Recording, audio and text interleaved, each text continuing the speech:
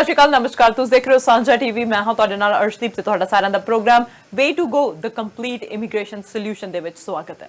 ਤੁਹਾਨੂੰ ਪਤਾ ਹੈ ਇਮੀਗ੍ਰੇਸ਼ਨ ਨੂੰ ਲੈ ਕੇ ਵੱਖ-ਵੱਖ ਰੂਲਸ ਜਿਹੜੇ ਨੇ ਸਾਹਮਣੇ ਆ ਰਹੇ ਨੇ, ਨਵੀਆਂ-ਨਵੀਆਂ ਅਨਾਉਂਸਮੈਂਟਸ ਹੋ ਰਹੀਆਂ ਨੇ ਤੇ ਨਵੀਂ ਅਨਾਉਂਸਮੈਂਟ ਜਿਹੜੀ ਹੋਈ ਹੈ ਉਹਦੇ ਬਾਰੇ ਹਰ ਕੋਈ ਜਾਣਨ ਨੂੰ ਉਤਾਵਲਾ ਮੈਂ ਕਹਿ ਸਕਦੀ ਹਾਂ, ਕਿਉਂਕਿ ਅਨਾਉਂਸਮੈਂਟ ਜਿਹੜੀ ਹੋਈ ਹੈ ਉਹ ਹੈ ਕਿ ਪੈਰੈਂਟਸ ਗ੍ਰੈਂਡ ਪੇਰੈਂਟਸ ਨੂੰ ਤੁਸੀਂ ਪੱਕੇ ਤੌਰ ਦੇ ਉੱਤੇ ਕੈਨੇਡਾ ਦੇ ਵਿੱਚ ਬੁਲਾ ਸਕਦੇ ਹੋ। ਪਰ ਕਿਵੇਂ ਬੁਲਾ ਸਕਦੇ ਹੋ, किस तरह एप्लीकेशन लगा सकते हो, कौन कौन एलिजिबल होएगा, कौन कौन एलिजिबल नहीं होएगा, इस सब बारे अजकल बात करांगे ते अज पहुंचे हुए ने हैरी इमीग्रेशन तो मेरे नाल हैरी। आओ उन्हां दा स्वागत करदे हां ते उन्हां दे नाल गलबात करदे हां। हैरी, स्वागत है जी तुहाडा। थैंक यू आशी, थैंक यू सो मच ते सांझा टीवी देख रहे सारे व्यूअर्स ਨੂੰ ਵੀ ਸਾਡੇ ਵੱਲੋਂ ਪਿਆਰ ਭਰੀ ਸਤਿ ਸ਼੍ਰੀ ਅਕਾਲ ਜੀ। Welcome once again. ते किवें हो, की हाल चाल है? ਠੀਕ ਹੈ ਜੀ, ਆਲ ਗੁੱਡ। ਤੇ ਜਿੱਦਾਂ ਜਿੱਦਾਂ ਇਮੀਗ੍ਰੇਸ਼ਨ ਦੀਆਂ ਨਿਊਜ਼ ਆ ਰਹੀਆਂ ਨੇ, ਗੈਟਿੰਗ ਬਿਜ਼ੀ ਤੇ ਕੰਮ ਜ਼ਿਆਦਾ ਆ ਰਿਹਾ ਵਾ। ਬੈਕ ਔਨ ਟਰੈਕ ਇਦਾਂ ਕਹਿ ਸਕਦੇ ਹਾਂ। ਟਰੈਕ ਜੀ, ਹਾਂਜੀ। ਆਫਟਰ ਕੋਵਿਡ ਐਕਸਪੈਕਟਡ ਸੀਗਾ ਕਿ ਅਕਤੂਬਰ ਦੇ ਵਿੱਚ ਕਾਫੀ ਮੇਜਰ ਅਨਾਉਂਸਮੈਂਟ ਹੋਣੀਆਂ ਨੇ ਤੇ ਹਲੇ ਤਾਂ ਸਟਾਰਟ ਹੋਇਆ ਅਕਤੂਬਰ, ਸੋ ਹਲੇ ਬੜੀ ਵੱਡੀ ਨਿਊਜ਼ ਆਈ ਆ ਜੀ ਤੇ ਅੱਜ ਆਪਾਂ ਗੱਲਬਾਤ ਕਰਾਂਗੇ ਜੀ। ਬਿਲਕੁਲ, ਕਿਉਂਕਿ ਇਹ ਜਿਹੜੀ ਅਨਾਉਂਸਮੈਂਟ ਸੀਗੀ ਇਹ ਅਸੀਂ ਜਨਵਰੀ ਤੋਂ ਐਕਸਪੈਕਟ ਕਰ ਰਹੇ ਸੀ। ਇਨਫੈਕਟ ਜਦੋਂ ਫੈਡਰਲ ਸਰਕਾਰ ਹੁਣ ਬਣੀ ਹੈਗੀ ਹੈ 2019 ਦੇ ਵਿੱਚ, ਤਾਂ ਉਦੋਂ ਤੋਂ ਹੀ ਲੱਗਦਾ ਸੀਗਾ ਕਿ ਇਹ ਅਨਾਉਂਸਮੈਂਟ ਹੋਏਗੀ। ਪਰ ਹੁਣ ਕੋਵਿਡ ਆ ਗਿਆ ਵਿੱਚ ਆਪਣੇ ਜੋ ਮਿਨਿਸਟਰ ਹੈ, ਇਮੀਗ੍ਰੇਸ਼ਨ ਮਿਨਿਸਟਰ, ਉਹ ਨਵੇਂ ਆਏ ਸੀ, ਫਿਰ ਉਹਨਾਂ ਦੀ ਵੇਟ ਕਰਦੇ ਰਹੇ ਤਾਂ ਫਾਈਨਲੀ ਇਹ ਅਨਾਉਂਸਮੈਂਟ ਜਿਹੜੀ ਉਹ ਸਾਡੇ ਸਾਹਮਣੇ ਆ ਗਈ। ਤੁਹਾਨੂੰ ਪਿਛਲੀ ਵਾਰ ਯਾਦ ਹੋਣਾ ਹੈਰੀ, ਜਦੋਂ ਇਹ ਐਪਲੀਕੇਸ਼ਨਸ ਖੁੱਲੀਆਂ ਸੀਗੀਆਂ ਉਸ ਟਾਈਮ ਦੇ ਉੱਤੇ ਸਿਸਟਮ ਹੀ ਕ੍ਰੈਸ਼ ਜਿਹੜਾ ਹੋ ਗਿਆ ਸੀਗਾ ਤੇ ਮਾਈ ਗੁੱਡਨੈਸ 5 ਮਿੰਟ ਦੇ ਵਿੱਚ ਇੰਨੀਆਂ ਕਿ ਐਪਲੀਕੇਸ਼ਨਸ ਚਲੀਆਂ ਗਈਆਂ ਤੇ ਉਸ ਤੋਂ ਬਾਅਦ ਕੁਝ ਹੋਇਆ ਨਹੀਂ। 2019 ਦਾ ਜਿਹੜਾ ਇਸ ਤਰ੍ਹਾਂ ਹੀ ਚਲਾ ਗਿਆ ਸਾਲ। ਹੁਣ 2020 ਦੇ ਵਿੱਚ ਜਿਹੜੀ ਇਹ ਅਨਾਉਂਸਮੈਂਟ ਹੋਈ ਹੈ, ਪਹਿਲਾਂ ਬਰੀਫ ਦੇ ਵਿੱਚ ਦੱਸੋ ਕਿ ਕਿਸ ਤਰ੍ਹਾਂ ਪੂਰੀ ਅਨਾਉਂਸਮੈਂਟ ਕੀ ਹੈ। ਪਹਿਲਾਂ ਤਾਂ ਵਿਊਅਰਸ ਨੂੰ ਇਹ ਦੱਸਦਾ ਕਿ ਜੋ ਅੱਜ ਅਸੀਂ ਜਿਸ ਅਨਾਉਂਸਮੈਂਟ ਦੀ ਅਸੀਂ ਗੱਲ ਕਰ ਰਹੇ ਹਾਂ ਉਹ ਹੈਗੀ ਆ ਪੇਰੈਂਟਸ ਤੇ ਗ੍ਰੈਂਡ ਪੇਰੈਂਟਸ ਦੀ ਸਪਾਂਸਰਸ਼ਿਪ ਬਾਰੇ, ਜੋ ਲਾਸਟ ਟਾਈਮ ਵੀ ਜਿਹੜੀ ਇਹਨਾਂ ਨੇ ਅਨਾਉਂਸ ਕੀਤੀ ਸੀਗੀ। ਤੇ ਉਸ ਟਾਈਮ ਕੀ ਹੋਇਆ ਸੀ ਕਿ ਇਹਨਾਂ ਨੇ ਕਿਹਾ ਸੀ ਆਨਲਾਈਨ ਸਿਸਟਮ ਅਸੀਂ ਕੀਤਾ ਸੀਗਾ ਕਿ ਜਿਹਨੇ ਫਾਈਲ ਲਾਤੀ ਜੀ ਲੱਗ ਗਈ। ਉਦੋਂ ਬਹੁਤ ਸਾਰੇ ਐਲੀਜੀਬਲ ਕੈਂਡੀਡੇਟ ਸੀ ਜਿਹੜੇ ਰਹਿ ਗਏ ਸੀਗੇ ਜੀ ਇਸ ਪੂਲ ਦੇ ਵਿੱਚ ਆਉਣ ਦੇ ਲਈ। ਤੇ ਉਸ ਤੋਂ ਬਾਅਦ ਇਸ ਵਾਰੀ ਇਹਨਾਂ ਨੇ ਫਿਰ ਤੋਂ ਦੁਬਾਰਾ ਐਪਲੀਕੇਸ਼ਨ ਉਹ ਲੈਣੀਆਂ ਕਰਨੀਆਂ ਨੇ ਹੁਣ 13 ਅਕਤੂਬਰ ਤੋਂ। ਤੇ ਹੁਣ ਇਹਨਾਂ ਨੇ ਫਿਰ ਦੁਬਾਰਾ ਜਿਹੜਾ ਪਹਿਲਾ ਰੂਲ ਚੱਲਦਾ ਹੁੰਦਾ ਸੀ ਲੋਟਰੀ ਸਿਸਟਮ ਵਾਲਾ ਦੁਬਾਰਾ ਲਾਂਚ ਕੀਤਾ, ਕਿਉਂਕਿ ਜਿਹੜਾ ਪਿਛਲੀ ਵਾਰ ਜਿਹੜਾ ਸਿਸਟਮ ਆਇਆ ਸੀਗਾ ਉਹ ਟੋਟਲ ਫੇਲ ਸੌਰਟ ਆਫ ਹੀ ਮੰਨਿਆ ਗਿਆ ਸੀਗਾ, ਕਿਉਂਕਿ ਬਹੁਤ ਸਾਰੀ ਉਹ ਐਪਲੀਕੇਸ਼ਨ ਸੀ ਜਿਹੜੀਆਂ ਓਵਰਸੀਜ਼ ਤੋਂ ਜਾਂ ਇੱਧਰ ਉੱਧਰੋਂ ਬੈਠੇ ਕੈਂਡੀਡੇਟਸ ਨੇ ਲਾਈਆਂ ਤੋਂ ਲੱਗ ਗਈਆਂ। ਠੀਕ ਹੈ ਜੀ। ਤੇ ਉਹ ਤੋਂ ਪਰ ਉਹਦੇ ਨਾਲ ਬਹੁਤ ਸਾਰੇ ਲੋਕ ਸੀ ਜਿਹੜੇ ਡਿਸਸੈਟੀਸਫਾਈਡ ਹੋਏ, ਜਿਹੜੇ ਕਹਿੰਦੇ ਸੀ ਕਿ ਅਸੀਂ ਨਹੀਂ ਜੀ ਇਹ ਫਾਰਮੈਟ ਸਾਨੂੰ ਨਹੀਂ ਪਸੰਦ ਆਇਆ, ਹਨਾ। ਤੇ ਸਾਨੂੰ 10 ਸਾਲ ਹੋ ਗਏ, 20 ਸਾਲ ਹੋ ਗਏ ਕੈਨੇਡਾ ਦੇ ਵਿੱਚ ਬੈਠਿਆਂ ਨੂੰ, ਤੇ ਹੁਣ ਸਾਨੂੰ ਅਸੀਂ ਸਾਡੀ ਐਪਲੀਕੇਸ਼ਨ ਨਹੀਂ ਲੱਗ ਰਹੀ। ਪਰ ਜਿਹੜੇ ਪਿਛਲੇ ਸਾਲ ਕੋਈ ਪੀਆਰ ਹੋਇਆ ਜਾਂ ਕੋਈ 2 ਮਹੀਨੇ ਪਹਿਲਾਂ ਪੀਆਰ ਹੋਇਆ ਉਹਨਾਂ ਦੇ ਪੇਰੈਂਟਸ ਦੀ ਐਪਲੀਕੇਸ਼ਨ ਲੱਗ ਗਈ। ਤਾਂ ਬਹੁਤ ਸਾਰੀਆਂ ਕੰਪਲੇਂਟਸ ਗਈਆਂ IRCC ਨੂੰ। ਤੇ ਇਸ ਵਾਰੀ ਫਿਰ ਲੋਕਾਂ ਨੂੰ ਉਮੀਦ ਸੀਗੀ ਕਿ ਜਨਵਰੀ ਦੇ ਵਿੱਚ ਫਿਰ ਇਹ ਪ੍ਰੋਗਰਾਮ ਲਾਂਚ ਹੋਊਗਾ, ਪਰ ਕੋਵਿਡ ਕਰਕੇ ਪਹਿਲਾਂ ਸੀਗਾ ਕਿ ਮਾਰਚ ਵਿੱਚ ਕਰਨਗੇ, ਫਿਰ ਹੌਲੀ ਡਿਲੇ ਹੁੰਦਾ ਹੁਣ ਫਾਈਨਲੀ ਅਕਤੂਬਰ 13 ਨੂੰ ਦੁਪਹਿਰ ਦੇ 12 ਵਜੇ ਈਸਟਰਨ ਟਾਈਮ ਦੇ ਅਕੋਰਡਿੰਗ ਐਪਲੀਕੇਸ਼ਨਸ ਲੈਣੀਆਂ ਅਸੈਪਟ ਹੋਣਗੀਆਂ ਜੀ। ਤੇ ਇਹ 3 ਵੀਕਾਂ ਦਾ ਉਹਨਾਂ ਨੇ ਟਾਈਮ ਦਿੱਤਾ ਕਿ 3 ਵੀਕਸ ਦੇ ਵਿੱਚ ਤੁਸੀਂ ਜਦੋਂ ਮਰਜ਼ੀ ਆਪਣੀ ਐਪਲੀਕੇਸ਼ਨ ਸਬਮਿਟ ਕਰ ਸਕਦੇ ਹੋ ਅੰਟਿਲ 3 ਨਵੰਬਰ ਦੁਪਹਿਰ ਦੇ 12 ਵਜੇ ਤੱਕ ਈਸਟਰਨ ਟਾਈਮ ਤੱਕ। ਉਦੋਂ ਤੁਸੀਂ ਆਪਣੀ ਜਿਹੜੇ ਵੀ ਸਪਾਂਸਰ ਕਰਨਾ ਚਾਹੁੰਦੇ ਆਪਣੇ ਪੇਰੈਂਟਸ ਨੂੰ ਤਾਂ ਤੁਸੀਂ ਆਪਣੀ ਐਪਲੀਕੇਸ਼ਨ ਸਬਮਿਟ ਕਰ ਸਕਦੇ ਹੋ ਜੀ। ਬਿਲਕੁਲ ਹੈਰੀ, ਜਿੱਦਾਂ ਤੁਸੀਂ ਦੱਸਿਆ ਕਿ ਸਬਮਿਟ ਦਾ ਟਾਈਮ ਜਿਹੜਾ ਹੈਗਾ 3 ਵੀਕ ਦਾ ਦੱਸਿਆ ਗਿਆ। ਹੁਣ ਸਾਰਿਆਂ ਦੀ ਕਨਫਿਊਜ਼ਨ ਇਹ ਹੋਣੀ ਹੈ, ਸਾਰਿਆਂ ਦੀ ਕੋਸ਼ਿਸ਼ ਵੀ ਹੋਣੀ ਹੈ ਕਿ ਫਟਾਫਟ ਅਸੀਂ ਐਪਲੀਕੇਸ਼ਨ ਲਗਾ ਲਈਏ। ਹੁਣ ਜਿਹੜਾ ਕੋਈ 13 ਤਰੀਕ ਨੂੰ ਐਪਲੀਕੇਸ਼ਨ ਭਰ ਰਿਹਾ ਤੇ ਜਿਹੜਾ ਨਵੰਬਰ ਦੇ ਵਿੱਚ ਐਪਲੀਕੇਸ਼ਨ ਭਰ ਰਿਹਾ ਉਹਦੇ ਵਿੱਚ ਕੋਈ ਡਿਫਰੈਂਸ ਹੋਊਗਾ? ਨਹੀਂ ਜੀ, ਕੋਈ ਡਿਫਰੈਂਸ ਨਹੀਂ ਹੈਗਾ। ਈਵਨ ਕਾਫੀ ਕਾਲਸ ਇਸ ਰਿਲੇਟਡ ਹੀ ਕਾਲਸ ਹੁੰਦੀਆਂ ਨੇ ਕਿ ਜੀ ਅਸੀਂ ਪਹਿਲੇ ਦਿਨ ਸਬਮਿਟ ਕਰੀਏ ਜਾਂ ਅਸੀਂ ਹੈ ਨਾ ਵੀ ਰੋਕ ਕੇ ਕਰੀਏ, ਕਿਤੇ ਉਹ ਪਹਿਲੀਆਂ 10,000 ਐਪਲੀਕੇਸ਼ਨ ਨਾ ਚੱਕ ਲੈਣ, ਕਿਉਂਕਿ ਇਹਨਾਂ ਨੇ ਇਸ ਵਾਰੀ ਸਿਰਫ 10,000 ਐਪਲੀਕੇਸ਼ਨਸ ਲੈਣੀਆਂ ਨੇ। ਤੇ ਮੇਰੇ ਖਿਆਲ 'ਚ ਜਿਹੜੇ ਸਬਮਿਟ ਕਰਨ ਵਾਲੇ 100,000 ਨੇਗੇ ਉਹ। ਠੀਕ ਹੈ ਜੀ। ਉਹ ਹੁਣ ਡਿਪੈਂਡ ਕਰਦਾ ਕਿ ਕਿੰਨੇ ਪਹਿਲੀਆਂ 10,000 ਤਾਂ ਨਹੀਂ ਲੈਣੀਆਂ ਉਹਨਾਂ ਨੇ, ਉਹ ਟੋਟਲ ਜਿੰਨਾ ਐਪਲੀਕੇਸ਼ਨਸ ਆਈਆਂ ਹੋਣਗੀਆਂ ਪੂਲ ਦੇ ਵਿੱਚ ਉਹਦੇ ਵਿੱਚੋਂ 10,000 ਲੈਣੀਆਂ, ਚਾਹੇ ਤੁਸੀਂ ਪਹਿਲੇ ਦਿਨ ਸਬਮਿਟ ਕੀਤੀ ਆ, ਚਾਹੇ ਤੁਸੀਂ ਮਿਡਲ ਆਫ ਦਾ ਵੀਕ ਕੀਤੀ ਆ, ਚਾਹੇ ਤੁਸੀਂ 3 ਤਰੀਕ ਨੂੰ ਕੀਤੀ ਆ। ਠੀਕ ਹੈ ਜੀ। ਬਟ ਤੁਹਾਡੀ ਐਪਲੀਕੇਸ਼ਨ ਜਿਹੜੀ ਆ ਇੰਟਰਸਟ ਟੂ ਸਪਾਂਸਰ ਜਿਹੜੀ ਹੈਗੀ ਉਹ ਤੁਹਾਡਾ ਸਬਮਿਟ ਹੋਣਾ ਜ਼ਰੂਰੀ ਆ। ਅਗਰ ਸਬਮਿਟ ਕਰਤਾ ਦੈਨ ਤੁਹਾਨੂੰ ਉਹਦੇ ਵਿੱਚੋਂ ਇਨਵੀਟੇਸ਼ਨ ਆਉਣਾ ਤੇ ਜਿਹੜਾ ਲੱਕੀ ਡਰਾ ਜਿਹੜਾ ਵੀ ਲੱਕੀ ਹੋਊਗਾ ਜੀ ਉਹਨੂੰ ਇਨਵੀਟੇਸ਼ਨ ਆ ਜਾਊਗਾ ਪੇਰੈਂਟਸ। ਬਹੁਤ ਸਾਰੀਆਂ ਐਪਲੀਕੇਸ਼ਨ ਮੈਨੂੰ ਲੱਗਦਾ ਹੈ ਇਦਾਂ ਦੀਆਂ ਵੀ ਹੋਣਗੀਆਂ ਜਿਹੜੀਆਂ ਕਿ ਰਿਕੁਆਇਰਮੈਂਟ ਮੀਟ ਨਹੀਂ ਕਰਦੀਆਂ ਹੋਣੀਆਂ ਗੀਆਂ। ਸੋ ਇਹ ਵੀ ਹੋ ਸਕਦਾ ਹੈ ਕਿ 10,000 ਐਪਲੀਕੇਸ਼ਨ ਦੇ ਵਿੱਚੋਂ ਜੇ ਮੰਨ ਲਓ 2,000 ਐਪਲੀਕੇਸ਼ਨਸ ਉਦਾਂ ਦੀਆਂ ਨੇ ਤਾਂ ਰੈਂਡਮਲੀ ਜਿਹੜੀਆਂ ਉਹਨਾਂ ਨੇ 10,000 ਕੰਪਲੀਟ ਕਰਨੀਆਂ ਨੇ ਉਹ ਕੋਈ ਵੀ ਹੋ ਸਕਦੀਆਂ। ਇਹ ਨਹੀਂ ਕਿ ਪਹਿਲੀਆਂ 10,000 ਚੱਕ ਕੇ ਤੋਂ ਬਾਅਦ ਉਹਨਾਂ ਨੇ ਬੰਦ ਕਰ ਦੇਣਾ। ਨਹੀਂ, ਇਦਾਂ ਨਹੀਂ ਹੈਗਾ ਜੀ, ਕਿਉਂਕਿ ਅਸੀਂ ਵੀ ਹਮੇਸ਼ਾ ਜਿਹੜੇ ਵੀ ਜਿਨ੍ਹਾਂ ਨੇ ਵੀ ਐਪਲੀਕੇਸ਼ਨ ਲਾਉਣੀ ਆ ਇਸ ਪ੍ਰੋਗਰਾਮ ਦੇ ਮੀਡੀਅਮ ਦੇ ਥਰੂ ਵੀ ਅਸੀਂ ਇਹ ਕਹਾਂਗੇ ਕਿ ਸਿਰਫ ਉਹੀ ਐਪਲੀਕੇਸ਼ਨ ਲਾਉਣ ਜਿਹੜੇ ਐਲੀਜੀਬਿਲਟੀ ਮੀਟ ਕਰਦੇ ਆ। ਜਿਹੜੇ ਐਲੀਜੀਬਿਲਟੀ ਕਈ ਲਾਸਟ ਟਾਈਮ ਵੀ ਕਈ ਇਹਨਾਂ ਨੇ ਇਦਾਂ ਕੀਤਾ ਕਿ ਐਲੀਜੀਬਿਲਟੀ ਮੀਟ ਨਹੀਂ ਕਰਦੇ ਸੀਗੇ, ਬਟ ਉਹਨਾਂ ਨੇ ਰੀਸੋ ਰੀਸ ਲਾਤੀਆਂ ਫਾਈਲਾਂ ਕਿ ਅਸੀਂ PR ਆ, ਅਸੀਂ ਚਲੋ ਜੀ ਲਾਤੀ ਫਾਈਲ, ਦੇਖੀ ਜਾਊਗਾ ਜਦੋਂ ਆਊਗਾ। ਉਹ ਦੇਖੀ ਜਾਊ ਨਾਲ ਜਿਹੜੇ ਐਲੀਜੀਬਲ ਕੈਂਡੀਡੇਟ ਸੀ ਉਹ ਵਿਚਾਰੇ ਪਿੱਛੇ ਰਹਿ ਗਏ। ਸੋ ਜਿਹੜੇ ਐਲੀਜੀਬਿਲਟੀ ਮੀਟ ਕਰਦੇ, ਪਹਿਲਾਂ ਐਲੀਜੀਬਿਲਟੀ ਦੇਖੋ ਤੁਸੀਂ, ਇਨਕਮ ਦੀ ਐਲੀਜੀਬਿਲਟੀ ਮੀਟ ਕਰਦੇ ਹੋ, ਬਾਕੀ ਹੋਰ ਐਲੀਜੀਬਿਲਟੀ ਕ੍ਰਾਈਟੇਰੀਆ ਨੇ ਉਹ ਤੁਸੀਂ ਮੀਟ ਕਰਦੇ ਹੋ ਤਾਂ ਹੀ ਤੁਸੀਂ ਉਹ ਫਾਰਮ ਸਬਮਿਟ ਕਰੋ। ਅਗਰ ਨਹੀਂ ਮੀਟ ਕਰਦੇ ਨਾ ਤਾਂ ਪਲੀਜ਼ ਤੁਸੀਂ ਫਾਰਮ ਨਾ ਸਬਮਿਟ ਕਰੋ ਤਾਂ ਜੋ ਜਿਹੜੇ ਐਲੀਜੀਬਲ ਕੈਂਡੀਡੇਟ ਆ ਵਿਚਾਰੇ ਉਹਨਾਂ ਨੂੰ ਵੀ ਮੌਕਾ ਮਿਲ ਸਕੇ। ਜੀ ਬਿਲਕੁਲ। ਕਿਵੇਂ ਜਿਹੜਾ ਫਾਰਮ ਹੈਗਾ ਇਹ ਅਸੀਂ ਸਬਮਿਟ ਕਰ ਸਕਦੇ ਹਾਂ? ਇਹ ਤੁਸੀਂ ਆਨਲਾਈਨ ਸਬਮਿਟ ਕਰ ਸਕਦੇ ਹੋ ਜੀ, ਆਨਲਾਈਨ ਹੈ ਸਿੱਧਾ ਹੀ, ਤੇ ਉਹਦੇ ਵਿੱਚ ਕੁਝ ਨਹੀਂ, ਬੇਸਿਕ ਜੀ ਇਨਫੋਰਮੇਸ਼ਨ ਤੁਹਾਡੀ ਪਾਉਣੀ ਹੈ, ਕਿਉਂਕਿ ਜਿਹੜਾ ਬਿਗਨਿੰਗ ਇਨੀਸ਼ੀਅਲ ਸਟੇਜ ਤੇ ਜਿਹੜੀ ਇਨਫੋਰਮੇਸ਼ਨ ਹੈ ਉਦੋਂ ਤੁਹਾਡੀ ਕੋਈ ਇਨਕਮ ਦੀ ਇਦਾਂ ਦੀ ਸੱਚ ਕੋਈ ਨਹੀਂ ਰਿਕੁਆਇਰਮੈਂਟ ਲਈ ਜਾਂਦੀ। ਜਸਟ ਜਿਹਨੇ ਸਪਾਂਸਰ ਕਰਨਾ ਤੇ ਜਿਹਨੇ ਅੱਗੇ ਜਿਹਦੇ ਲਈ ਸਪਾਂਸਰ ਕਰਨਾ, ਸਿਰਫ ਉਹਨਾਂ ਦੀ ਇਨਫੋਰਮੇਸ਼ਨ ਜਾਣੀ ਆ, ਉਹ ਤੋਂ ਇਲਾਵਾ ਹੋਰ ਕੋਈ ਐਕਸਟਰਾ ਇਨਫੋਰਮੇਸ਼ਨ ਨਹੀਂ ਉਹਦੇ ਵਿੱਚ ਜਾਣੀ। ਸਿੰਪਲ ਤੁਸੀਂ ਫਾਰਮ ਫਿਲ ਕਰ ਦੇਣਾ ਤੇ ਤੁਹਾਨੂੰ ਈਮੇਲ ਆ ਜਾਣੀ ਹੈ ਕਿ ਹਾਂਜੀ ਤੁਹਾਡਾ ਜਿਹੜਾ ਫਾਰਮ ਆ ਸਬਮਿਟ ਹੋ ਗਿਆ। ਫਿਰ ਉਹ ਤੁਹਾਨੂੰ ਇੱਕ ਨੰਬਰ ਦੇਣਗੇ, ਫਿਰ ਜਦੋਂ ਕੱਲ੍ਹ ਨੂੰ ਜਦੋਂ ਲੋਟਰੀ ਦਾ ਡਰਾ ਕੱਢਣਗੇ ਜਦੋਂ, ਫਿਰ ਉਹ ਨੰਬਰ ਤੋਂ ਤੁਹਾਨੂੰ ਪਤਾ ਲੱਗ ਜਾਊਗੀ ਤੁਹਾਡੀ ਐਪਲੀਕੇਸ਼ਨ ਅਸੈਪਟ ਹੋਈ ਆ ਜਾਂ ਨਹੀਂ ਹੋਈ ਆ। ਓਕੇ, ਸੋ ਡਰਾ ਜਿਹੜਾ ਆਊਗਾ ਉਹਨੂੰ ਦੇਖ ਕੇ ਤੇ ਫਿਰ ਉਸ ਤੋਂ ਬਾਅਦ ਜਿਹੜੇ ਰਿਕੁਆਇਰਮੈਂਟਸ ਹੈਗੀਆਂ ਨੇ ਜਾਂ ਕੋਈ ਪੇਪਰ ਵਰਕ ਹੈਗਾ ਹੈ ਜਾਂ ਸਭ ਕੁਝ ਉਹ ਬਾਅਦ ਵਿੱਚ ਮੰਗਣਗੇ। ਪਹਿਲਾਂ ਸਿਰਫ ਇਨੀਸ਼ੀਅਲ ਇਨਫੋਰਮੇਸ਼ਨ ਜਿਹੜੀ ਤੁਸੀਂ ਭੇਜਣੀ, ਪਹਿਲਾਂ ਇਨੀਸ਼ੀਅਲ ਇਨਫੋਰਮੇਸ਼ਨ ਜਾਣੀ ਹੈ ਜੀ, ਵੀ ਕਿਹਨੂੰ ਸਪਾਂਸਰ ਕਰਨਾ ਵਾ, ਡੇਟ ਆਫ ਬਰਥ, ਕਿਹਨੇ ਸਪਾਂਸਰ ਕਰਨਾ ਵਾ, ਉਹਨਾਂ ਦਾ ਕ੍ਰੈਡਿਟ, ਸਿੰਪਲ ਜਿਹੇ 2-4 ਕੁਐਸਚਨ ਹੋਣਗੇ, ਜ਼ਿਆਦਾ ਨਹੀਂ। ਸੋ ਤੁਸੀਂ ਮੈਂਸ਼ਨ ਕੀਤਾ ਸੀਗਾ ਕਿ 2020 ਦੇ ਵਿੱਚ ਜਿਹੜੀਆਂ ਐਪਲੀਕੇਸ਼ਨ 10,000 ਹੀ ਲੈਣੀਆਂ ਹੈਗੀਆਂ ਨੇ। ਸੋ ਇਸ ਸਾਲ ਦੇ ਵਿੱਚ ਕਦੋਂ ਤੱਕ ਲੈਣੀਆਂ ਹੈਗੀਆਂ ਨੇ ਤੇ ਰੈਸਟ ਐਪਲੀਕੇਸ਼ਨਸ ਕਿਉਂਕਿ 30 ਮੈਨੂੰ ਲੱਗਦਾ 30,000 ਉਹਨਾਂ ਨੇ ਕਿਹਾ ਬੁਲਾਉਣੇ ਫਿਰ ਉਹ ਅਗਲੇ ਸਾਲ ਦੇ ਵਿੱਚ ਆਉਣਗੇ। ਉਹ 2021 ਦਾ ਪ੍ਰੋਗਰਾਮ ਆ ਜੀ, ਅਗਲੇ ਸਾਲ 30,000 ਐਪਲੀਕੇਸ਼ਨਸ ਲੈਣੀਆਂ ਇਹਨਾਂ ਨੇ। ਸੋ ਇੰਨਾ ਸਬਮਿਸ਼ਨਸ ਦੇ ਵਿੱਚੋਂ ਹੀ ਲੈਣੀ ਹੈ ਕਿ ਫਿਰ ਸਬਮਿਟ ਕਰਨਾ ਪੈਣਾ? ਉਹ ਸ਼ਾਇਦ ਉਦੋਂ ਦੱਸ ਸਕਣਗੇ ਜੀ, ਬਟ ਮੈਨੂੰ ਨਹੀਂ ਲੱਗਦਾ ਕਿ ਇਹਦੇ ਵਿੱਚੋਂ ਲੈਣਗੇ। ਅਗਲੀ ਵਾਰ ਹੋ ਸਕਦਾ ਕੋਈ ਨਵਾਂ ਪ੍ਰੋਗਰਾਮ ਲਾਂਚ ਕਰਨ, ਕੋਈ ਹੋਰ ਐਲੀਜੀਬਿਲਟੀ ਕ੍ਰਾਈਟੇਰੀਆ ਜਿਵੇਂ ਕਿ ਬਾਕੀ ਪ੍ਰੋਗਰਾਮਰਾਂ ਜਿਵੇਂ ਐਕਸਪ੍ਰੈਸ ਐਂਟਰੀ ਵਗੈਰਾ ਇਦਾਂ ਦਾ ਕੋਈ ਐਲੀਜੀਬਿਲਟੀ ਬਣਾ ਸਕਣ। ਪਰ ਆਈ ਡੋਨਟ ਨੋ ਕੀ ਕਰਨਗੇ ਅਗਲੀ ਵਾਰ, ਬਟ ਇਹਨਾਂ ਵਿੱਚੋਂ ਨਹੀਂ ਲੈਣਗੇ ਕਿਉਂਕਿ 2020 ਦੇ ਵਿੱਚ ਸਿਰਫ ਲੋਟਰੀ ਸਿਸਟਮ ਦੇ ਨਾਲ ਹੋਊਗਾ। ਅਗਲੀ ਵਾਰ ਹੋਰ ਨਵੇਂ ਕੈਂਡੀਡੇਟ ਆ, ਅਗਲੀ ਵਾਰ ਹੋ ਸਕਦਾ ਕੋਈ ਨਵਾਂ ਪ੍ਰੋਗਰਾਮ ਨਿਊ ਵੇ ਨਾਲ ਉਹ ਲੈ ਲੈਣਾ ਸਭ ਐਪਲੀਕੇਸ਼ਨ, ਪਰ ਇਸ ਵਾਰੀ 10,000 ਲੈਣੀ ਹੈ ਤੇ ਅਗਲੇ ਸਾਲ ਇਹਨਾਂ ਨੇ 30,000 ਐਪਲੀਕੇਸ਼ਨਸ ਲੈਣੀਆਂ 2025। ਬਿਲਕੁਲ ਕੁਐਸਚਨ ਮੈਂ ਦੇਖ ਰਹੀ ਸੀਗੀ ਇੱਥੇ ਕਿ ਬਹੁਤ ਸਾਰੇ ਕੁਐਸਚਨ ਆਲਰੇਡੀ ਆਏ ਹੋਏ ਹੈਗੇ ਆ ਕਿ ਜਿਹੜੀ ਫਾਈਨੈਂਸ਼ੀਅਲ ਐਲੀਜੀਬਿਲਟੀ ਹੈਗੀ ਹੈ ਸਪਾਂਸਰਸ ਦੀ ਉਹ ਕਿਹੜੀ ਹੋਣੀ ਚਾਹੀਦੀ ਹੈ, ਸਾਨੂੰ ਕਿੰਨਾ ਕੁ ਆਪਣਾ ਬੈਕਗ੍ਰਾਉਂਡ ਦਿਖਾਉਣੀ ਪੈਣੀ ਹੈਗੀ ਹੈ, ਕਿੰਨੇ ਸਾਲ ਦੀ ਸਾਨੂੰ ਆਪਣੀ ਇਨਕਮ ਦਿਖਾਉਣੀ ਪੈਣੀ ਹੈ। ਸੋ ਕੀ ਐਲੀਜੀਬਿਲਟੀ ਸਟੇਟਸ ਹੈਗਾ? ਸੋ ਇਸ ਜਿਹੜਾ ਪ੍ਰੋਗਰਾਮ ਹੈ ਇਹਦੀ ਐਲੀਜੀਬਿਲਟੀ ਹੈ ਕਿ ਤੁਸੀਂ ਪਿਛਲੇ 3 ਸਾਲਾਂ ਦੀ ਇਨਕਮ ਦਿਖਾਉਣੀ ਆ। ਹੁਣ ਪਿਛਲੇ 3 ਸਾਲ ਕਈ ਕਹਿੰਦੇ ਨੇ ਜੀ 17, 18, 19 ਦੀ ਇਨਕਮ ਦਿਖਾਉਣੀ ਆ ਕਿਉਂਕਿ 20 ਦੇ ਵਿੱਚ ਤਾਂ ਹਲੇ 2020 ਦਾ ਹਲੇ ਚੱਲ ਰਿਹਾ ਵਾ, ਬਟ ਇਦਾਂ ਨਹੀਂ ਹੈਗਾ। ਤੁਸੀਂ ਜਿਹੜੀ ਇਨਕਮ ਆ ਉਹ 2018 ਦੀ, 2019 ਦੀ ਤੇ 2020 ਦੀ, 3 ਸਾਲ ਦੀ। ਹੁਣ ਇਹਦੇ ਵਿੱਚ ਵੀ ਇੱਕ ਅਰਸ਼ ਜੀ ਇਹਨਾਂ ਨੇ ਛੋਟ ਦਿੱਤੀ ਆ ਕਿ ਮੋਸਟਲੀ ਕੀ ਹੁੰਦਾ ਕਿ ਜਿਹਨਾਂ ਨੇ ਵੀ ਜਦੋਂ ਆਪਾਂ ਪੇਰੈਂਟਸ ਨੂੰ ਸਪਾਂਸਰ ਕਰਨਾ ਵਾ ਤਾਂ ਉਦੋਂ ਤੁਸੀਂ ਲੀਕੋ ਪਲੱਸ 30% ਇਨਕਮ ਹੁੰਦੀ ਆ, ਤੁਸੀਂ ਮੀਟ ਕਰਨੀ ਹੁੰਦੀ ਐਲੀਜੀਬਿਲਟੀ, MNI ਜਿਹਨੂੰ ਕਹਿੰਦੇ ਆਪਾਂ, ਮਿਨੀਮਮ ਨੈਸੈਸਰੀ ਇਨਕਮ। ਉਹ ਤੁਸੀਂ ਜਦੋਂ, ਬਟ ਇਸ ਵਾਰੀ ਇਹਨਾਂ ਨੇ ਕੋਵਿਡ ਦੇ ਵਿੱਚ ਕਾਫੀ ਜੌਬਸ ਇਫੈਕਟ ਹੋਈਆਂ ਤਾਂ ਇਹਨਾਂ ਨੇ ਕਹਿਤਾ ਕਿ ਹੁਣ ਇਸ ਵਾਰੀ 2020 ਦੀ ਇਨਕਮ ਦੇ ਵਿੱਚ ਤੁਸੀਂ 30% ਐਡ ਨਹੀਂ ਕਰਨਾ। ਜਿਸ ਤਰ੍ਹਾਂ ਸੀਗਾ ਕਿ ਜਿਵੇਂ ਫੋਰ ਐਗਜ਼ਾਮਪਲ 6 ਜਣੇ ਫੈਮਿਲੀ ਦੇ ਮੈਂਬਰ ਹੋ, ਤੁਸੀਂ ਇੱਕ ਹਸਬੈਂਡ ਵਾਈਫ ਆ, 2 ਉਹਨਾਂ ਦੇ ਬੱਚੇ ਆ ਤੇ ਉਹਨਾਂ ਨੇ ਆਪਣੇ ਮਦਰ ਫਾਦਰ ਨੂੰ ਬੁਲਾਉਣਾ, ਸੋ ਟੋਟਲ 6 ਜਣੇ ਹੋ ਗਏ।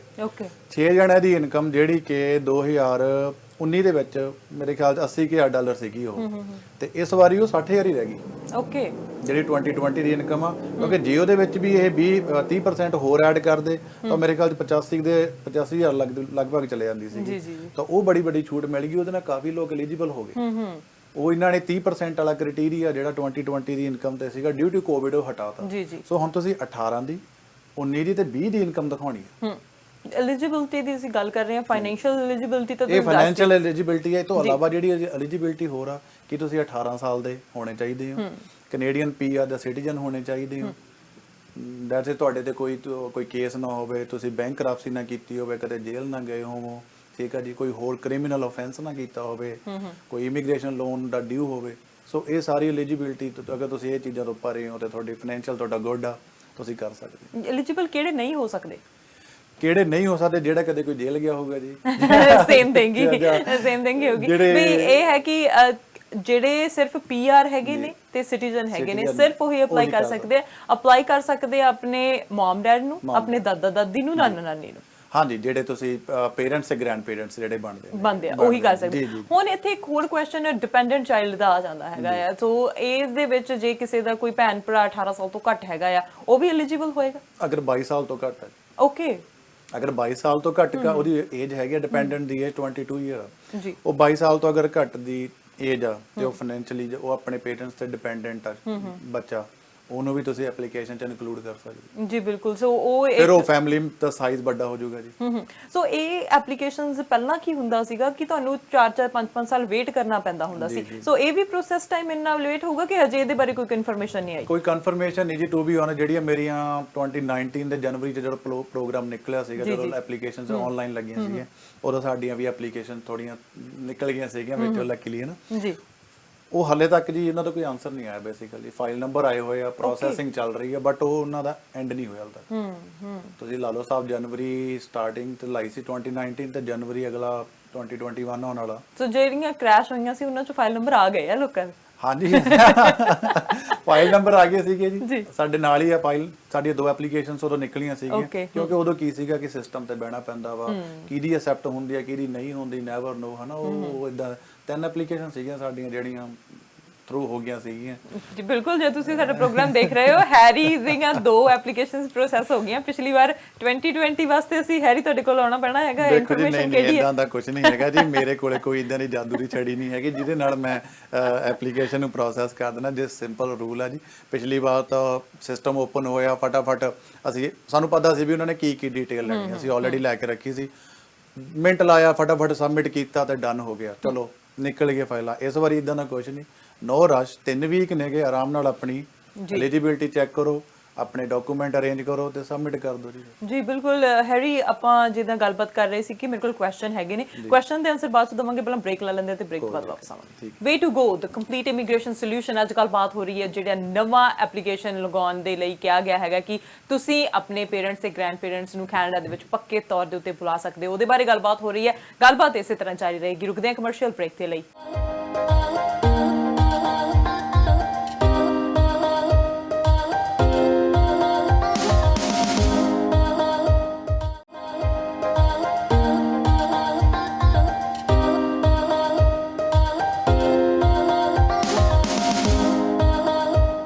Welcome back after a short break. You are watching The Way to Go, the complete immigration solution. ਤੇ ਗੱਲਬਾਤ ਹੋ ਰਹੀ ਹੈ ਹੈਰੀ ਇਮੀਗ੍ਰੇਸ਼ਨ ਤੋਂ, ਹੈਰੀ ਦੇ ਨਾਲ।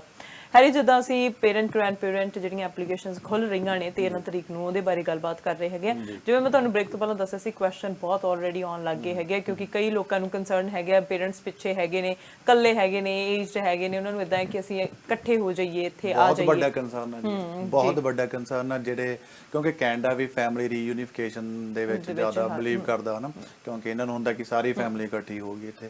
ਤੇ ਉਸ ਦੇ ਸੰਦਰਭ ਇਹਦੇ ਜੋ ਸਿਲਸਿਲੇ ਦੇ ਵਿੱਚ ਇਹ ਹੈ ਕਿ ਜਿਹੜੇ ਲੋਕ ਇੱਥੇ ਨੇ, ਉਹਨਾਂ ਦੇ ਪੇਰੈਂਟਸ ਇੰਡੀਆ ਜਾਂ ਪਾਕਿਸਤਾਨ ਕਿਤੇ ਵੀ ਨਾ ਬੈਠੇ ਨੇ, ਉਹਨਾਂ ਨੂੰ ਹੁੰਦਾ ਕਿ ਸਾਡੇ ਕੋਲੇ ਆ ਕੇ ਰਹਿਣ। ਉਹ ਆਬਵੀਅਸਲੀ ਬਜ਼ੁਰਗ ਨੇ ਜਾਂ ਟੇਕ ਕੇਅਰ ਨਹੀਂ ਕਰ ਸਕਦੇ ਜਾਂ ਮੈਡੀਕਲੀ ਕੋਈ ਪ੍ਰੋਬਲਮ ਆ, ਤਾਂ ਉਹਨਾਂ ਨੂੰ ਹੁੰਦਾ ਕਿ ਸਾਡੀ ਫੈਮਿਲੀ ਇਕੱਠੀ ਹੋਵੇ। ਬਿਲਕੁਲ, ਕਿਉਂਕਿ ਕਾਫੀ ਟਾਈਮ ਦੇ ਉੱਤੋਂ ਇਹ ਐਪਲੀਕੇਸ਼ਨਸ ਜਿਹੜੀਆਂ ਨੇ ਐਕਸੈਪਟ ਨਹੀਂ ਹੋ ਰਹੀਆਂ ਸੀਗੀਆਂ। ਜਾਂ ਮੈਨੂੰ ਲੱਗਦਾ ਜੀ ਕੈਨੇਡਾ ਹੀ ਅੱਜ ਕੰਟਰੀ ਆ ਜਿਹੜੀ ਇਹ ਪ੍ਰੋਗਰਾਮ ਲਾਂਚ ਕਰਦੀ ਆ, ਜਿਹਦੇ ਵਿੱਚ ਪੇਰੈਂਟਸ ਨੂੰ ਵੀ ਤੁਸੀਂ ਬੁਲਾ ਸਕਦੇ ਹੋ। ਮੈਨੂੰ ਨਹੀਂ ਲੱਗਦਾ ਕਿਸੇ ਹੋਰ ਕੰਟਰੀ ਦੇ ਵਿੱਚ ਇਦਾਂ ਦਾ ਕੋਈ ਪ੍ਰੋਗਰਾਮ ਹੁੰਦਾ ਜੀ। ਬਿਲਕੁਲ, ਕਿਉਂਕਿ ਯੰਗ ਜਨਰੇਸ਼ਨ ਨੂੰ ਉਹ ਕਹਿੰਦੇ ਆ ਕਿ ਉਹ ਆਉਣ ਤੇ ਇੱਥੇ ਆ ਕੇ ਇਕਨੋਮੀ ਦੇ ਵਿੱਚ ਹਿੱਸਾ ਪਾਉਣ। ਪਰ ਹੁਣ ਅੱਜ ਅਸੀਂ ਪੇਰੈਂਟ ਗ੍ਰੈਂਡ ਪੇਰੈਂਟ ਦੀ ਗੱਲ ਕਰ ਰਹੇ ਹਾਂ। ਕੁਐਸਚਨ ਸੀਗਾ ਮੇਰੇ ਕੋਲੇ ਕਿ ਕਿਸੇ ਨੇ ਕਿਹਾ ਕਿ my wife wants to sponsor her parents ਤੇ she doesn't have any income, ਪਰ ਉਹਨਾਂ ਦੇ ਕੋਲ ਜਿਹੜਾ ਉਹਨਾਂ ਦਾ ਹਸਬੈਂਡ ਹੈ, ਉਹਨਾਂ ਦੇ ਕੋਲ ਇਨਫ ਇਨਕਮ ਹੈਗੀ ਹੈ, ਪਰ ਉਹ ਰੈਡੀ ਵੀ ਹੈ ਕਿ ਮੈਂ ਕੋਸਾਈਨ ਕਰ ਦੇਵਾਂ। ਪਰ ਹੁਣ ਉਹ ਕਹਿੰਦੇ ਆ ਕਿ ਅਸੀਂ ਇਹ ਐਪਲੀਕੇਸ਼ਨ ਕਰ ਸਕਦੇ ਹਾਂ ਕਿ ਨਹੀਂ ਕਰ ਸਕਦੇ? ਕਰ ਸਕਦੇ ਹਾਂ ਜੀ। ਅਗਰ ਤੁਹਾਡੇ ਹਸਬੈਂਡ ਉਹਨੂੰ ਕੋਸਾਈਨਰ ਬਣਨ ਨੂੰ ਰੈਡੀ ਨੇ, ਉਹਨਾਂ ਦੀ ਇਨਕਮ ਫਾਈਨੈਂਸ਼ੀਅਲ ਐਲੀਜੀਬਿਲਟੀ ਮੀਟ ਕਰਦੇ ਆ, ਉਹ ਕਰ ਸਕਦੇ ਆ। ਬਟ ਇਹਦੇ ਵਿੱਚ ਇੱਕ ਹੋਰ ਹੈ ਕਿ ਜਿਹੜੀ ਇਹਦੀ ਅੰਡਰਟੇਕਿੰਗ ਹੈ ਜੋ 20 ਸਾਲ ਦੀ ਹੁੰਦੀ ਹੈ। ਓਕੇ, ਤੁਸੀਂ 20 ਸਾਲ ਤੱਕ ਜਦੋਂ ਵੀ ਤੁਸੀਂ ਕੋਈ ਫਾਈਲ ਲਾਉਣੀ ਆ ਤਾਂ ਉਹ ਤੁਹਾਡੀ ਇੱਕ ਅੰਡਰਟੇਕਿੰਗ ਨਹੀਂ ਹੋ ਵੀ ਤੁਸੀਂ ਕਿਸੇ ਨੂੰ ਸਪਾਂਸਰ ਕੀਤਾ ਸੀਗਾ। ਜੀ ਬਿਲਕੁਲ। ਜਿਵੇਂ ਹੁਣ ਕਹਿ ਦਈਏ ਕਿ ਕਈ ਕਹਿੰਦੇ ਕਿ ਹੁਣ ਚਲੋ ਜੀ ਮੁੰਡਾ ਕਹਿੰਦਾ ਮੈਂ ਆਪਣੇ ਪੇਰੈਂਟਸ ਨੂੰ ਬੁਲਾਉਣਾ, ਇੱਕ ਹਸਬੈਂਡ ਵਾਈਫ 2 ਬੱਚੇ ਆ, 4 ਜਣੇ ਆ ਤੇ 2 ਜਣੇ ਮਮ ਡੈਡ ਨੂੰ ਬੁਲਾ ਰਹੇ ਆ, ਟੋਟਲ 6 ਹੋ ਗਏ। ਕੱਲ ਨੂੰ ਆਪਣੀ ਵਾਈਫ ਦੇ ਪੇਰੈਂਟਸ ਨੂੰ ਸਪਾਂਸਰ ਕਰਦਾ ਤਾਂ ਉਹ 6 ਤੇ 2 8 ਹੋ ਜਾਣਗੇ ਜੀ। ਇਹ ਨਹੀਂ ਹੈਗਾ ਵੀ ਇੱਕ ਵਾਰੀ ਬੁਲਾ ਲਿਆ ਮੈਂ ਆਪਣੇ ਪੇਰੈਂਟਸ ਨੂੰ ਮੁੜ ਕੇ ਉਹ 20 ਸਾਲ ਤੱਕ ਅੰਡਰਟੇਕਿੰਗ ਕਰਨੀ ਹੈ। ਪਹਿਲਾਂ ਮੈਨੂੰ ਲੱਗਦਾ 10 ਸਾਲ ਹੁੰਦੀ ਸੀ, ਉਹਨਾਂ ਨੇ 20 ਸਾਲ ਕਰ ਦਿੱਤੀ ਹੈ। ਹਾਂਜੀ ਬਿਲਕੁਲ ਜੀ ਬਿਲਕੁਲ। ਸੋ 20 ਸਾਲ ਤੱਕ ਜੇ ਕੋਈ ਵੀ ਤੁਸੀਂ ਕੁਝ ਗਲਤ ਕਰਦੇ ਆ ਤਾਂ ਮੈਨੂੰ ਲੱਗਦਾ ਜਾਂ ਕੋਈ ਪੇਮੈਂਟ ਨਹੀਂ ਕਰਦੇ ਜਾਂ ਕੋਈ ਵੀ ਨਿੱਕੀ ਮੋਟੀ ਗੱਲ ਕਰਦੇ ਆ ਤਾਂ ਸਾਰੀ ਜ਼ਿੰਮੇਵਾਰੀ ਉਹਨਾਂ ਦੀ ਹੁੰਦੀ ਹੈ। ਜੀ ਬਿਲਕੁਲ। ਹੁਣ ਮੇਰਾ ਇੱਕ ਕੁਐਸਚਨ ਇਹ ਵੀ ਹੈ, ਜਿਵੇਂ ਇਹਨਾਂ ਦਾ ਕੁਐਸਚਨ ਸੀ ਕਿ ਮੇਰੀ ਵਾਈਫ ਦੀ ਇਨਕਮ ਬਣਦੀ ਨਹੀਂ ਹੈਗੀ, ਪਰ ਜੇ ਕੋਈ ਕੰਮ ਹੀ ਨਹੀਂ ਕਰ ਰਿਹਾ, ਸਿਰਫ ਇੱਕ ਬੰਦਾ ਕੰਮ ਕਰ ਰਿਹਾ ਪਰ ਫਿਰ ਵੀ ਇਨਕਮ ਬਣ ਰਹੀ ਹੈਗੀ, ਗੁੱਡ ਮਤਲਬ ਕੋਈ ਸਮਾਲ ਬਿਜ਼ਨਸ ਦੇ ਵਿੱਚ ਜਾਂ ਖੁਦ ਦਾ ਕੰਮ ਹੈ, ਫਿਰ ਵੀ ਉਹ ਸਪਾਂਸਰ ਕਰ ਸਕਦੇ? ਸੇਮ ਹੀ ਹੈ ਜੀ, ਇਨਕਮ ਨਹੀਂ ਹੈਗੀ, ਕੰਮ ਨਹੀਂ ਕਰ ਰਹੇ, one of the same thing ਹੀ ਹੈ ਜੀ ਬਿਲਕੁਲ। ਨੈਕਸਟ ਕੁਐਸਚਨ ਮੇਰੇ ਕੋਲ ਹੈ, what are the income requirements to sponsor parents? What are the income requirement depends on the size of the family. ਤੁਹਾਡੀ ਕਿੱਡੀ ਸਾਈਜ਼ ਫੈਮਿਲੀ ਆ, ਤੁਹਾਡੇ ਕੋਈ ਬੇਬੀ ਹੈਗਾ, ਤੁਸੀਂ 2 ਜਾਣੇ ਹੋ ਜਾਂ ਸਿੰਗਲ ਹੋ, ਇੱਕ ਜਣਾ ਸਪਾਂਸਰ ਕਰਨਾ ਚਾਹੁੰਦਾ ਜਾਂ ਦੋਨੇ ਜਣੇ ਸਪਾਂਸਰ ਕਰਨਾ ਚਾਹੁੰਦੇ ਹੋ। ਔਰ ਇਹਦੇ ਵਿੱਚ ਇੱਕ ਹੋਰ ਚੀਜ਼ ਮੈਂ ਅਰਸ਼ੀ ਐਡ ਕਰਦਾ, ਬੜੀ ਇੰਪੋਰਟੈਂਟ ਆ, ਕਿ ਜਿਹੜਾ ਕੋ ਸਾਈਨਰ ਆ ਹਾਂਜੀ ਉਹ ਤੁਹਾਡਾ ਸਪਾਊਸ ਹੀ ਹੋ ਸਕਦਾ। 2 ਭਰਾ ਰਲ ਕੇ ਨਹੀਂ ਪੇਰੈਂਟਸ ਨੂੰ ਬੁਲਾ ਸਕਦੇ। Okay, that is a twist ਕਿ ਇਹ ਨਹੀਂ ਹੈ ਕਿ 2 ਭੈਣਾਂ ਜੋ 2 ਭਰਾ ਇੱਥੇ ਰਹਿ ਰਹੇ ਹੈਗੇ ਪੱਕੇ ਹੈਗੇ ਤੇ ਉਹ ਸੋ ਇੱਕ ਇਨਸਾਨ ਕਰ ਸਕਦਾ ਹੈ। ਜੇ ਤੁਸੀਂ ਇਕੱਲੇ ਹੈਗੇ, ਕੋ-ਸਾਈਨਰ could be your spouse। ਸੋ ਇਕੱਲਾ ਬੰਦਾ ਵੀ ਕਰ ਸਕਦਾ ਹੈਗਾ ਹੈ। ਸੋ ਜਿਹੜਾ ਕੋ-ਸਾਈਨਰ ਉਹ ਤੁਹਾਡਾ ਸਪਾਈਸ ਕੋ-ਸਾਈਨਰ ਤਾਂ ਜ਼ਰੂਰਤ ਹੈ ਜੇ ਤੁਸੀਂ ਤੁਹਾਡੀ ਇਨਕਮ ਕਿਤੇ ਘਟਦੀ ਆ, ਲੱਗਦਾ ਕਿ ਵਾਈਫ ਜਾਂ ਹਸਬੈਂਡ ਮੈਂ ਤੁਹਾਡੇ ਨਾਲ ਵਿੱਚ ਸਾਈਨ ਕਰਨ ਨੂੰ ਰੈਡੀ ਆ, ਉਹ ਤਾਂ ਕੋ-ਸਾਈਨਰ ਜ਼ਰੂਰਤ ਹੈ ਕਿ ਅਗਰ ਇਕੱਲਾ ਜਣਾ ਕਰ ਸਕਦਾ ਤਾਂ ਇਕੱਲਾ ਵੀ ਕਰ ਸਕਦਾ, ਪਰ ਭਰਾ ਭੈਣਾਂ ਨਹੀਂ ਕਰ ਸਕਦੀਆਂ। ਦੈਟਸ ਰੋਂਗ, ਪਰ it is what it is. ਹੁਣ ਅਗਲਾ ਕੁਐਸਚਨ ਮੇਰੇ ਕੋਲ ਹੈਗਾ ਕਿ my parents are in Canada on super visa. Super ਵੀਜ਼ੇ ਤੇ ਬਹੁਤ ਪੇਰੈਂਟਸ ਆਏ ਹੋਏ ਆ, ਸਪੈਸ਼ਲੀ ਹੁਣ ਕੋਵਿਡ ਦੇ ਦਿਨਾਂ ਦੇ ਵਿੱਚ ਤਾਂ ਵਿਜ਼ਿਟਰ ਵੀ ਬਹੁਤ ਆਏ ਹੋਏ ਆ, ਕਿਉਂਕਿ ਉਹ ਦਸੰਬਰ ਤੱਕ ਇੱਥੇ ਰਹਿ ਸਕਦੇ ਹੈਗੇ। ਹੁਣ ਉਹ ਅਪਲਾਈ ਕਰ ਸਕਦੇ?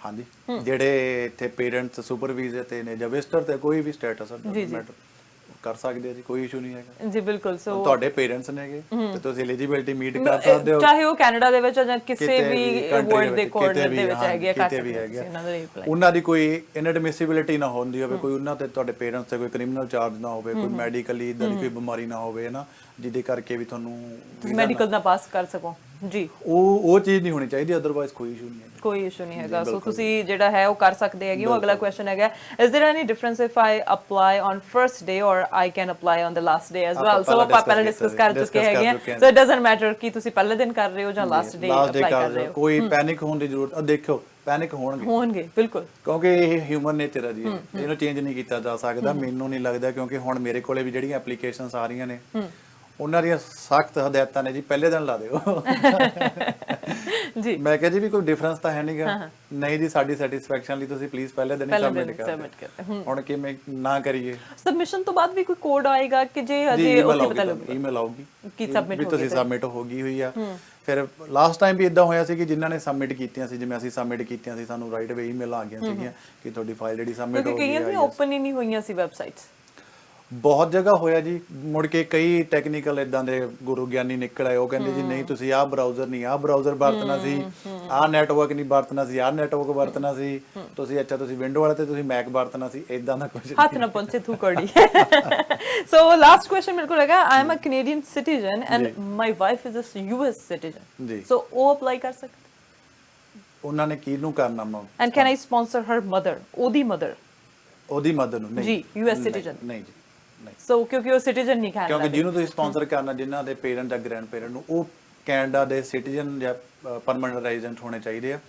ਔਰ ਇਹਦੇ ਵਿੱਚ ਇੱਕ ਹੋਰ ਚੀਜ਼ ਤੁਹਾਨੂੰ ਮੈਂ ਐਡ ਕਰਦਾ ਕਿ ਜਿਹੜੀ ਤੁਹਾਡੀ ਰੈਜ਼ੀਡੈਂਸੀ ਹੈ ਨਾ ਜੀ, ਇਹ ਚਾਹੇ ਤੁਸੀਂ ਪਿਛਲੇ ਮਹੀਨੇ ਪੀਆਰ ਹੋਏ ਹੋ, ਓਕੇ, ਕਈ ਕਹਿੰਦੇ ਨੇ ਕਿ ਅਸੀਂ ਜੀ ਸਾਨੂੰ 1 ਸਾਲ ਹੋ ਗਿਆ ਪੀਆਰ ਹੋਏ ਨੂੰ, ਸਾਡੀ ਇਨਕਮ ਤਾਂ ਪਿਛਲੀ ਵੀ ਬਣਦੀ ਹੈ, ਉਦੋਂ ਅਸੀਂ ਵਰਕ ਪਰਮਿਟ ਤੇ ਸੀਗੇ, ਉਹ ਵੀ ਇਨਕਮ ਕਾਊਂਟ ਹੋਊਗੀ। ਓਕੇ, ਸੋ ਇਹ ਵੀ ਇੱਕ ਗੁੱਡ ਪੁਆਇੰਟ ਹੈਗਾ ਆ ਕਿ ਜੇ ਤੁਸੀਂ ਤੁਹਾਨੂੰ ਹੁਣ ਇਸ ਸਾਲ ਦੇ ਵਿੱਚ ਹੀ ਤੁਸੀਂ ਪੀਆਰ ਹੋਏ ਹੈਗੇ ਹੋ ਤੇ ਜਾਂ ਸਿਟੀਜ਼ਨਸ਼ਿਪ ਤਾਂ ਚਲੋ ਪੀਆਰ ਦੀ ਹੈਗੀ ਹੈ ਤੇ ਉਹ ਤਾਂ ਬਾਅਦ ਦੀ ਗੱਲ ਹੈ। ਹਾਂਜੀ, ਸੋ ਪਰ ਉਹ ਤੁਹਾਡੀ ਜਿਹੜੀ ਇਨਕਮ ਹੈਗੀ ਆ ਉਹ ਕਾਊਂਟ ਹੋਏਗੀ ਤੇ ਤੁਸੀਂ ਐਪਲੀਕੇਸ਼ਨ ਜਿਹੜੀ ਆ ਉਹ ਲਗਾ ਸਕਦੇ ਹੈਗੇ ਹੋ। ਜੇ ਤੁਸੀਂ ਰਿਕੁਆਇਰਮੈਂਟਸ ਮੀਟ ਨਹੀਂ ਕਰ ਰਹੇ ਤਾਂ ਪਲੀਜ਼ ਨਾ ਲਗਾਓ, ਕਿਉਂਕਿ ਇਹ ਹੈ ਕਿ ਹੱਥ ਜੋੜ ਕੇ ਬੇਨਤੀ ਹੈ ਜੀ, ਜਿਹੜੇ ਹੋਰ ਜ਼ਰੂਰਤਮੰਦ ਜਾਂ ਜਿਹੜੇ ਹੋਰ ਲੋਕ ਨੇਗੇ ਉਹਨਾਂ ਨੂੰ ਪਲੀਜ਼ ਮੌਕਾ ਦਿਓ।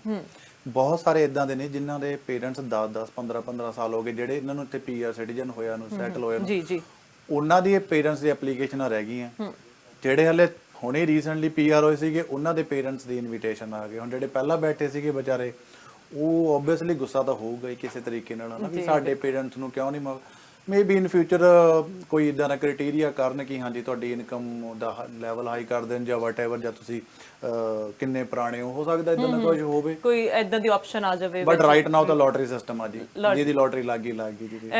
ਬਾਕੀ ਕਹਿੰਦੇ ਹੁੰਦੇ ਕਿ ਕਿਸਮਤ ਜੇ ਤੁਹਾਡਾ ਸਾਥ ਦਊਗੀ, ਜਾਂ ਉਹਨਾਂ ਦਾ ਐਂਡ ਦੇ ਉੱਤੇ ਪੰਜਾਬੀ ਚ ਇਹ ਵੀ ਕਹਿੰਦੇ ਹੁੰਦੇ ਕਿ ਜੇ ਤੁਹਾਡਾ ਦਾਣਾ ਪਾਣੀ ਲਿਖਿਆ ਹੈਗਾ ਤੁਸੀਂ ਉਸ ਵੇਲੇ ਆ ਜਾਣਾ ਹੈਗਾ ਆ। ਬਾਕੀ ਹੁਣ ਜਿਹੜਾ ਸਿਸਟਮ ਉਹਨਾਂ ਨੇ ਕਰ ਦਿੱਤਾ ਇਹਦੇ ਅਕੋਰਡਿੰਗ ਤੁਸੀਂ ਜਿਹੜੀ ਐਪਲੀਕੇਸ਼ਨ ਲਗਾ ਸਕਦੇ ਹੋ। ਮੈਸੇਜ ਕੀ ਆ ਤੁਹਾਡਾ ਇਸ ਐਪਲੀਕੇਸ਼ਨਸ ਨੂੰ ਲੈ ਕੇ ਅੱਜ ਦੇ ਦਿਨ ਦੇ ਲਈ? ਇਹਦੇ ਦੇਖੋ ਜੀ, ਇੱਕ ਤਾਂ ਤੁਸੀਂ ਪੈਨਿਕ ਨਾ ਹੋਵੋ, ਸਭ ਤੋਂ ਪਹਿਲੀ ਗੱਲ ਆ। ਤੁਹਾਡੇ ਕੋਲੇ 3 ਵੀਕ ਨੇ ਐਪਲੀਕੇਸ਼ਨ ਸਬਮਿਟ ਕਰਨ ਲਈ। ਇਹ ਨਾ ਹੋਵੇ ਪਹਿਲੇ ਦਿਨ ਹੀ ਸਾਰੇ ਜਾਣੇ ਬੈਠ ਜਾਓ ਤੇ ਐਪਲੀਕੇਸ਼ਨ ਦਾ ਸਰਵਰ ਕ੍ਰੈਸ਼ ਹੋ ਜਾਵੇ। ਆਰਾਮ ਨਾਲ ਐਪਲੀਕੇਸ਼ਨਸ ਲਾਓ, ਚਾਹੇ ਤੁਸੀਂ ਪਹਿਲੇ ਦਿਨ ਸਬਮਿਟ ਕੀਤੀ ਆ, ਚਾਹੇ ਦਿਨ ਤੁਸੀਂ ਲਾਸਟ ਵਾਲੇ ਦਿਨ ਸਬਮਿਟ ਕੀਤੀ ਆ, ਕੋਈ ਡਿਫਰੈਂਸ ਨਹੀਂ ਹੈਗਾ। ਇਹ ਨਹੀਂ ਹੈਗਾ ਪਹਿਲੀ 10,000 ਚੱਕ ਲੈਣੀ ਹੈ। ਤੁਸੀਂ ਇਹ ਨਾ ਮਰੀ ਕਰੋ। ਅਗਰ ਤੁਸੀਂ ਐਲੀਜੀਬਿਲਟੀ ਮੀਟ ਕਰਦੇ ਹੋ ਤਾਂ ਪਲੀਜ਼ ਤਾਂ ਹੀ ਤੁਸੀਂ ਐਪਲੀਕੇਸ਼ਨ ਸਬਮਿਟ ਕਰੋ, ਅਦਰਵਾਈਜ਼ ਕਿਸੇ ਹੋਰ ਦਾ ਸਪੌਟ ਨਾ ਪਲੀਜ਼ ਖਰਾਬ ਕਰੋ। ਤੇ ਪਲੀਜ਼ ਆਪਣਾ ਜਿਹੜਾ ਤੁਸੀਂ ਸਬਮਿਟ ਕਰਨ ਤੋਂ ਪਹਿਲਾਂ ਆਪਣਾ ਫਾਈਨੈਂਸ਼ੀਅਲ ਚੈੱਕ ਕਰ ਲਓ ਕਿ ਤੁਸੀਂ ਜੋ ਉਹਨਾਂ ਦੀ ਐਲੀਜੀਬਿਲਟੀ ਹੈਗੀ ਆ ਮੀਟ ਕਰਦੇ ਹੋ ਕਿ ਨਹੀਂ ਕਰਦੇ। ਅਗਰ ਤੁਹਾਨੂੰ ਕੋਈ ਵੀ ਹੋਰ ਕੁਐਸਚਨ ਲੱਗਦਾ ਵਾ, ਤੁਹਾਨੂੰ ਲੱਗਦਾ ਕਿ ਸਾਡੀ ਐਲੀਜੀਬਿਲਟੀ ਬਾਰੇ ਅਸੀਂ ਹੋਰ ਜਾਣਨਾ ਚਾਹੁੰਦੇ ਹਾਂ, ਤਾਂ ਕਿਸੇ ਵੀ ICCRC ਮੈਂਬਰ ਨੂੰ ਤੁਸੀਂ ਕੰਸਲਟ ਕਰ ਸਕਦੇ ਹੋ, ਤੇ CIC ਨੂੰ ਫੋਨ ਕਰ ਸਕਦੇ ਹੋ, ਸਾਨੂੰ ਕੰਟੈਕਟ ਕਰ ਸਕਦੇ ਹੋ। ਬਟ ਇਨਫੋਰਮੇਸ਼ਨ ਲੈ ਕੇ ਫਿਰ ਹੀ ਤੁਸੀਂ ਆਪਣੀ ਐਪਲੀਕੇਸ਼ਨ ਸਬਮਿਟ ਕਰਿਓ, ਕਿਉਂਕਿ ਇੱਕ ਵਾਰੀ ਔਰ ਮਲਟੀਪਲ ਐਪਲੀਕੇਸ਼ਨ ਨਾ ਸਬਮਿਟ ਕਰਿਓ। ਇੱਕ ਮੈਂ ਹੋਰ ਮੈਸੇਜ ਦੇ ਦਾਂ, ਇਹ ਨਹੀਂ ਹੈਗਾ ਕਿ ਜੀ ਮੈਂ 4-5 ਵਾਰੀ ਉਹ ਫਾਰਮ ਸਬਮਿਟ ਕਰਤਾ ਤੇ ਸ਼ਾਇਦ ਮੇਰਾ ਜ਼ਿਆਦਾ ਨੰਬਰ ਆ ਜਾਊਗਾ, ਇਦਾਂ ਦਾ ਵੀ ਨਹੀਂਗਾ। ਪਲੀਜ਼ ਇੱਕ ਜਣਾ ਇੱਕੋ ਹੀ ਫਾਰਮ ਸਬਮਿਟ ਕਰੇ। That's a good advice too, ਕਿ ਤੁਸੀਂ ਇੱਕ ਵਾਰ ਸਬਮਿਟ ਕਰਤੀ, ਤੁਹਾਨੂੰ ਈਮੇਲ ਆ ਗਈ ਤਾਂ ਤੁਸੀਂ ਆਪਣਾ ਨੰਬਰ ਜਿਹੜਾ ਉਹ ਕੀਪ ਕਰ ਸਕਦੇ ਆ। ਜਦੋਂ ਤੁਹਾਨੂੰ ਲੋਟਰੀ ਦਾ ਨੰਬਰ ਆਊਗਾ then you can keep an eye on it. ਤੇ ਤੁਸੀਂ ਬਹੁਤ ਵਧੀਆ ਇਨਫੋਰਮੇਸ਼ਨ ਦਿੱਤੀ ਹੈਗੀ ਹੈ, ਤੇ ਆਲਵੇਜ਼ ਤੁਸੀਂ ਹਮੇਸ਼ਾ ਹੀ ਆ ਕੇ ਇੱਕ ਇਨਫੋਰਮੇਸ਼ਨ ਜੋ ਵੀ ਨਵੇਂ ਰੂਲਸ ਹੁੰਦੇ ਆ ਉਹਦੇ ਬਾਰੇ ਦਿੰਦੇ ਹੋ। ਹੋਰ ਵੀ ਬਹੁਤ ਸਾਰੇ ਰੂਲਸ ਹੈਗੇ, ਉਹਨਾਂ ਬਾਰੇ ਅਗਲੀ ਵਾਰੀ ਗੱਲਬਾਤ ਕਰਾਂਗੇ, ਪਰ ਅੱਜ ਦੇ ਲਈ ਧੰਨਵਾਦ ਤੁਹਾਡਾ ਬਹੁਤ ਬਹੁਤ। ਬਿਲਕੁਲ, ਜਿਵੇਂ ਮੈਂ ਤੁਹਾਨੂੰ ਕਿਹਾ ਹੈਗਾ ਕਿ ਕੈਨੇਡਾ ਦੇ ਵਿੱਚ ਬਹੁਤ ਸਾਰੇ ਇਮੀਗ੍ਰੈਂਟਸ ਆ ਰਹੇ ਹੈਗੇ ਨੇ, ਬਹੁਤ ਲੋੜ ਹੈਗੀ ਹੈ ਕੈਨੇਡਾ ਦੇ ਵਿੱਚ। ਇਮੀਗ੍ਰੈਂਟਸ ਨੂੰ ਵੈਲਕਮ ਕਰਦਾ ਹੈ ਕੈਨੇਡਾ ਓਨਲੀ। ਜਿਵੇਂ ਹੈਰੀ ਨੇ ਦੱਸਿਆ ਕਿ ਸਿਰਫ ਕੈਨੇਡਾ ਹੀ ਅਜਿਹੀ ਕੰਟਰੀ ਹੈਗੀ ਹੈ ਜਿਹੜੀ ਪੇਰੈਂਟ ਗ੍ਰੈਂਡ ਪੇਰੈਂਟਸ ਨੂੰ ਜਿਹੜਾ ਹੈ ਫੈਮਿਲੀ ਰੀਯੂਨੀਫਿਕੇਸ਼ਨ ਦੇ ਲਈ ਰਾਜੀ ਹੁੰਦੀ ਹੈਗੀ ਹੈ। ਐਪਲੀਕੇਸ਼ਨਸ ਜਿਹੜੀਆਂ ਨੇ ਉਹ 13 ਤਰੀਕ ਨੂੰ ਖੁੱਲ ਰਹੀਆਂ ਨੇ, ਨਵੰਬਰ ਤੱਕ ਚੱਲਣੀਆਂ ਨੇ, 3 ਵੀਕ ਦੇ ਲਈ। ਇਨਫੋਰਮੇਸ਼ਨ ਤੁਹਾਡੇ ਤੱਕ ਅਸੀਂ ਪਹੁੰਚਾਈ ਹੈਗੀ ਆ। ਹੋਰ ਇਨਫੋਰਮੇਸ਼ਨ ਦੇ ਲਈ ਤੁਸੀਂ ਕਿਸੇ ਵੀ ਇਮੀਗ੍ਰੇਸ਼ਨ ਕੰਸਲਟੈਂਟ ਦੇ ਨਾਲ ਗੱਲਬਾਤ ਕਰ ਸਕਦੇ ਹੋ, ਜਾਂ ਹੈਰੀ ਦੇ ਨਾਲ ਗੱਲਬਾਤ ਕਰ ਸਕਦੇ ਹੋ। ਹੈਰੀ ਇਮੀਗ੍ਰੇਸ਼ਨ ਤੋਂ ਸਕਰੀਨ ਦੇ ਉੱਤੇ ਇਹਨਾਂ ਦੇ ਨੰਬਰ ਵੀ ਚੱਲ ਰਹੇ ਹੈਗੇ ਨੇ, ਇਹਨਾਂ ਨੂੰ ਕੰਟੈਕਟ ਕਰ ਸਕਦੇ ਹੋ। ਤੇ ਹੋਰ ਇਨਫੋਰਮੇਸ਼ਨ ਤੁਹਾਨੂੰ ਇਸ ਤਰ੍ਹਾਂ ਹੀ ਪਹੁੰਚਾਉਂਦੇ ਰਹਾਂਗੇ। ਦੇਖਦੇ ਰਹੋ ਸਾਂਝਾ TV। ਮੈਨੂੰ ਦਿਓ ਇਜਾਜ਼ਤ। ਸਤਿ ਸ਼੍ਰੀ ਅਕਾਲ।